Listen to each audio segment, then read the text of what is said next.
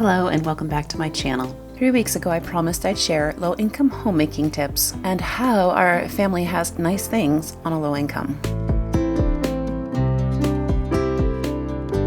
I've been a low-income, stay-at-home mom for 20 years. If experience is what you're looking for today, you've definitely found some. My name is Shayla and my husband and I have a family of 8. We have never not been low-income, despite working very hard. I've pretty much always worked part-time and my husband has worked 2 and 3 jobs at a time. We are Christians and we're convicted as very young people that a wife and a mother's best place is as a keeper at home, like it says in Titus 2. So this is why I've always looked for work from home, but I will talk a little bit more about that in a second. And I'll admit, starting out, we thought it was going to be a lot easier. It turns out obeying the scriptures requires sacrifice, which isn't always easy in the present time as you are making the sacrifices. I want to be really clear on something though. This is important for me to get out of the way before I get into the tips. We live in a fallen world and the Lord has provided me opportunity, sometimes at great expenses, to be able to stay home and home educate our children. Hey, by the way, if you're home educating, did you know in most states you're saving your state between $10,000 and $20,000 per child by keeping your kids at home and home educating them? That's just a little fun side note. And I just shared that for those of you that might be dealing with somebody in your life that might be trying to make you feel like a slacker for staying home and home educating your kids. I'll share where you can look it up in the description box below, but I digress. We were talking about being a keeper at home. Before I really dig into this, I just want to express that I am not one of those hoity-toity keeper at home women who think that everybody should be doing this because I am. I believe it's the mercy of God that I have been able to stay at home as long as I have. Yes, I have made sacrifices. Yes, it has been hard. And so that's what I'm going to talk about today. And that's what I want to share. I want to share things that I've learned over the past 20 years that have helped so much along the way. I've got heart tips and practical tips all throughout this video. At the end, I will have a special message though about being very careful not to judge our fellow sisters in Christ who are in a place of needing to be a keeper at home and hold down jobs. So we're going to talk about that towards the end.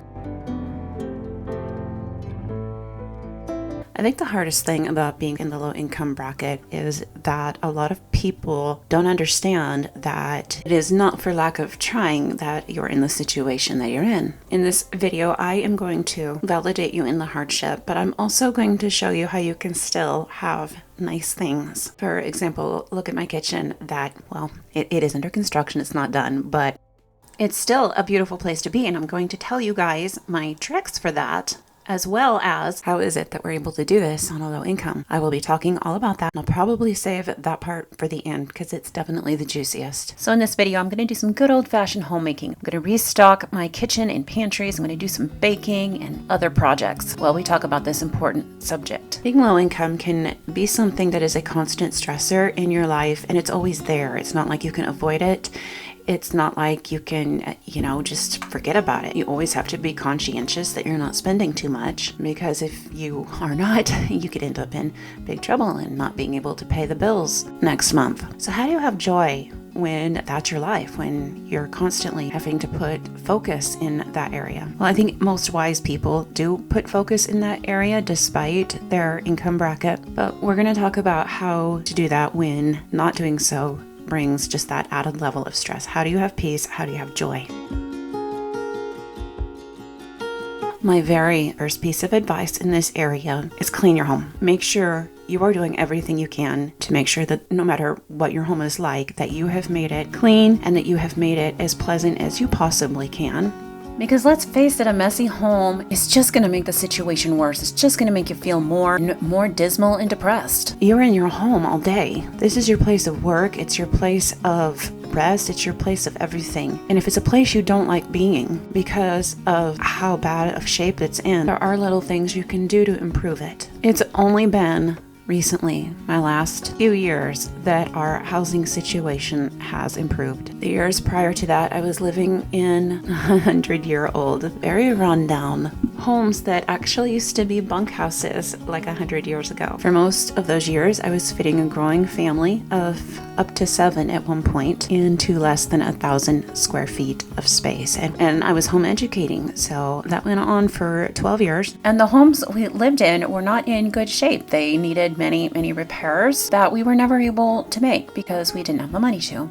The one thing that always made me feel better, though, no matter how bad it was to clean the place.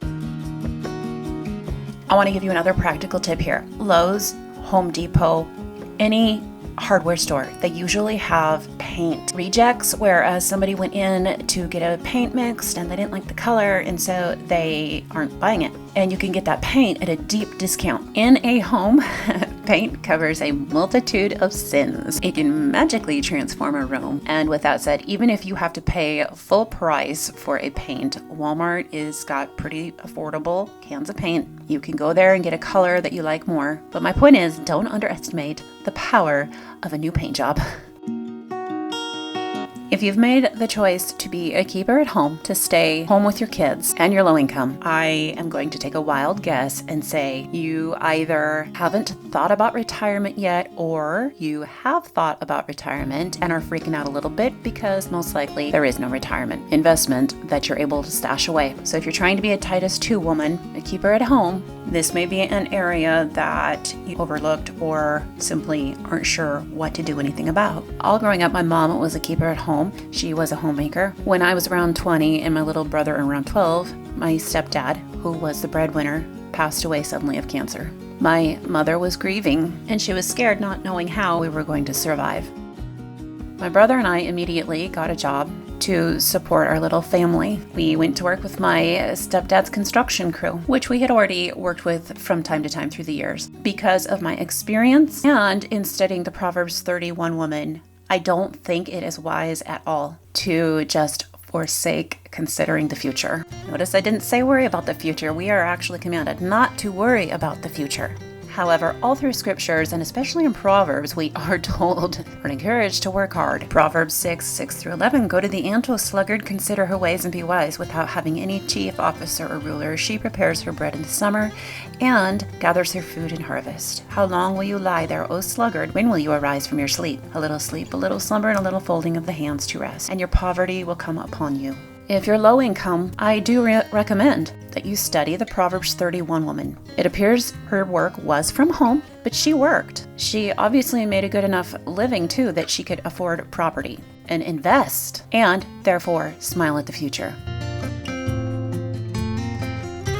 There is an antique vintage mindset that it is the husband's job to provide. And for some reason, there's this very misinformed mindset that women that are also helping to provide are for some reason in the wrong. And we're going to talk about this more in depth at the end of this video. But if you have no retirement and if you've got nothing stashed away for an emergency, you're low income, you're barely scraping by, it's time to talk to a financial advisor. And once your children are old enough that you can take something on, I do believe it is wise to do so. Again, I'll talk more about that at the end of this video. When you're low income, it's really easy to look around social media everywhere. People are always touting whatever new they got, and then you've got social media, and the biggest influence in social media usually have what appears to be a lot of wealth. I know that I've been affected by this. In fact, it affected me so much that I decided to look a little bit deeper into it to see what was going on. And guess what I found out? Not all, but many of the influencers that we see that are constantly in our feeds are in our feeds because they had enough money to invest in promoting themselves to be the first you see in your feeds. So think about that. A lot of the people that we see in our feeds do have money, and they do have great wealth, and many of them are using it to pay to be in front of you to create more wealth for themselves. Again, not all of them, but many of them. So a couple things about that. Obviously, it will help to really fine-tune your feed and make sure that only people are in it that are going to make you feel grateful about your life, people that are going to point you to Christ, people you can learn something from, and who you walk away from feeling better, not worse. Something else really big that I have found to help is to surround yourself with good people who have clean lifestyles and similar beliefs as you, so that you can encourage each other. You don't want to find people that are in a victim mindset of poor me, and rich people are the enemy. You don't want those kind of people to hang out with because that's not true. But you want to find yourself good friends that are working as hard as they can, just like you are, and just doing the best with every day and trying to stay positive. Somebody commented on one of my videos recently, and what they had to say was so profound that it hit me like a ton of bricks. Essentially what they were saying was there's a difference between God's prosperity and man's prosperity. Maybe in man's eyes you are dog poor, but are you really? In Psalms 112 verse 3 it says, wealth and riches shall be in his house, and his righteousness endureth forever. If you look up wealth in the Strong's Concordance, it means enough, possession, riches, substance, wealth. One could argue that if you have enough, you are wealthy. Another famous saying of Christ's is, render unto Caesar what is Caesar's. And of course he was speaking of money, and that money was Caesar's. Money is man-made. Money is not God-made. It's a man-made concept. Prosperity according to God is different though. Prosperity according to God is in children. It's in maybe having some animals, having a home, a place to lay your head, having food, and having enough in life.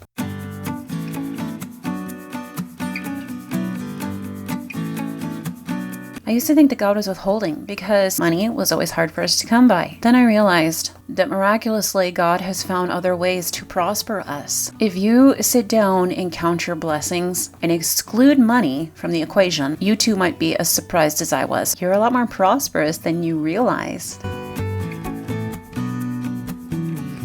You're wondering, okay, Shayla, you gotta tell me now because I've been waiting. How do I have some nicer things on a intense budget? First of all, I want to say that it took me almost 21 years to get to the place you see now. If you saw some of the living situations we lived in for many, many years on end, you would be surprised in contrast with where we are now. Now, where we are now, our home is still under construction. Still like 20% unfinished. You can really tell in the basement. I do a lot of the filming that I do in the kitchen because it is the closest room to being done with the most nice things in it. I do need to give a disclaimer. I get up anywhere between 3 o'clock and 6 o'clock most mornings to work my part-time job, which I do not make very much at all, but it is something and I love my job. So this helps a little bit, and this is how we are able to have our farm animals and any extras. When I say extras, I mean things like the kids' curriculum and some household items like my flour mill and this cutting board, and sometimes things like my butcher block countertop if I have a good month. This next part is really going to surprise you, but probably around 80% of our home is thrifted. I am the thrift queen. I'm notorious for hitting thrift stores. I love going to the thrift stores. I'm a nostalgic vintage type person, I guess you could say. I really love the 70s era, which is why I went with boho home style, which is definitely more of an earthy mountain boho style, but it has been insanely easy to find decor that is practical and super duper affordable within that style. All of our decor is thrift store, most all of it. I did discover TJ Maxx recently. If you have a TJ Maxx in your area, definitely hit it. I've been finding kitchen supplies like bowls and scrubbies and whisks. For example, I kept going through whisks and finally I found some whisks at TJ Maxx that are lasting. A lot of the things at TJ Maxx are more affordable than even at Walmart. At least the things that I'm searching for or needing. If you have a big purchase to make, research it first. Okay, so about 20 years ago when I got married, I was gifted by, I think, my mom, a KitchenAid. It broke down the exact month, actually, that the warranty expired, just a few days after the warranty. And I was pretty mad. I called KitchenAid, told them what happened. Fortunately, since it was just a few days after the warranty, the man sent me a new one. He said he was going to be honest with me. He was a very honest associate or salesperson. He said, everything these days is made to last, only to just barely outlive the warranty. Okay, that's the kind of thing that is exceedingly frustrating if you're a low-income person who's just struggling to get from paycheck to paycheck every month. I think that this is wrong, and I think on Judgment Day, the people that make these things that way are definitely going to be having a talk with God, or he's going to be having a talk with them. In the meantime, in order to survive, what I like to do is just research. If it's a big purchase, research. In the big family mama groups, those are good places to ask questions about reliable products. So my Gallons refrigerators here, they're cute. They're not unattractive. I was able to get both of these after about 5 months of searching for a refrigerator to feed our family's needs. I found these and I was able to buy 2 of them for less than the price of one refrigerator that is like generic and ugly. Seriously, buying 2 of these small refrigerators was half the price of most refrigerators that you find on the market. So far, so good. Sometimes when the power goes out, they go back on and the temperature's too high and they freeze some of our food. So that's irritating, but we've had them for I think almost 2 years now, or 2 years, and they're still going strong. Bosch is usually a good brand to trust. Not too sure about Kenmore and Maytag. We've been through too many of those with big appliances. A lot of people swear by Speed Queen for washing machines. Expensive, but I hear they last. Direct drive washing machines are a little bit better. They will not go out as quickly as other types of washing machines. Home Depot and sometimes Lowe's has a deal where they will send out 24 months financing. Essentially, if you need something big and you pay it off within 24 months, there's no interest. This is how we purchased our countertops, which is probably one of the most expensive things in our home that we've bought. And the reason that we got more expensive ones, they are granite. And the reason that we got granite is because we have been through way too many countertops in our time. I mean, I am a cook from scratch mama. I'm constantly in the kitchen. Our kitchen is actually used. So we needed durable things in this kitchen so that we wouldn't be replacing them in 5 years. My husband also wanted the best cabinets and countertops for me because all of my kitchens in the past have always been very difficult. For example, he wanted me to have a nice stove because for almost 20 years, we always had the cheapest stoves and there would always be burners that weren't working or burners that weren't working correctly. So this is the first time in my life that I've actually had a stove that works and works pretty well. We did get it at a discount though. Long story there. Cabinets we bought from my brother at a discount. Got a really good deal on them. My brother is a craft-made dealer and he was getting ready to swap out his show kitchen. So it just worked out. I went in one day to see if he had any affordable cabinets. I wasn't expecting a whole kitchen worth of cabinets, but that's when he announced he was swapping out his show kitchen. And they were exactly what I had always dreamt of. So we got these for about a quarter of the price, I want to say, of brand new. So always ask around, find deals, and you have to be patient. You know, I'm 45 and I have only lived in a finished home for probably 5 years out of my entire life, and I'm still not living in a finished home. We've got bare sheetrock, we've got windows that still need trim, doors that need trim, and at this point I'm not sure if I ever will live in a finished home. So patience is something that really helps to have, and it helps if you can distract yourself doing other things. When you are home educating, it means you're in your house with your children 24/7. You do not get the typical break with them from 8 o'clock to 2:30 or 3 o'clock. They're always there. You are always in your home with your children.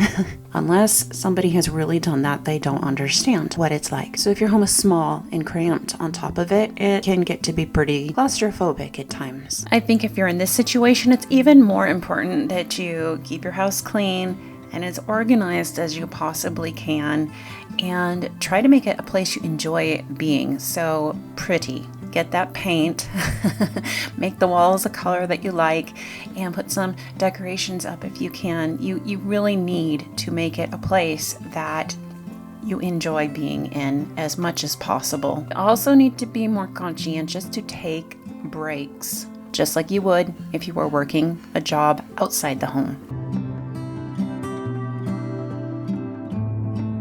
We do live in a fallen world, and our country is in a time of economic hardship. Some are having a harder time than others. So I just want to make it really clear and do a disclaimer that if a woman has to be a keeper at home as well as working an outside job to help keep her family afloat, I am not judging that. And I do not believe that God does either. It's harder.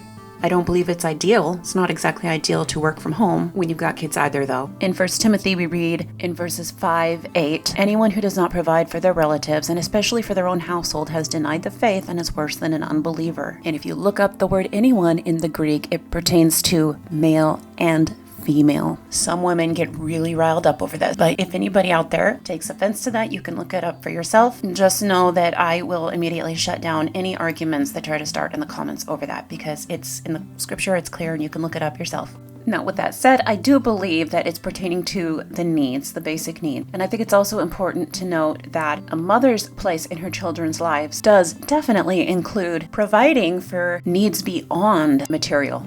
And this is extremely demanding, and that is why I cannot say that it is ideal to have to work a job beyond being a keeper at home and a mother and work the job at the same time, because it is unbelievably taxing, and that has been my journey, and it is very hard. With that said, I also believe that needs do not pertain to things like cable and beauty treatments and expensive cosmetic surgeries, which I am fully aware is the sole purpose some women have jobs. So anyways, I just wanted to get that out of the way and say, in addition to this, the Bible is very clear about judging our brothers and sisters in Christ. We are supposed to judge with righteous judgment. We need to be careful not to judge our fellow sisters in Christ who are needing to be keepers at home and working jobs outside the home, no matter how secure we think we are. When we judge, the Bible is very clear. Do not judge lest you be judged. Okay, yes, I know there's a difference between working for vanity purposes and material gain and things like I mentioned, surgeries just for beauty. But many women are working just to provide a home to homemake in, and they still find themselves being judged by others who've never had to do that, who don't get it. No matter how secure you think you are, tread very carefully, especially when judging your brothers and sisters in Christ. Best just not to do so unless you're prepared to show everybody how it's done. That's all for today. Come on over to my channel if you would like to see more, though. I have a lot of videos along the lines of this one. I will put one up on the screen for you right now. Thank you for watching. I hope this has been a blessing and it helped you in your low-income, stay-at-home mom journey.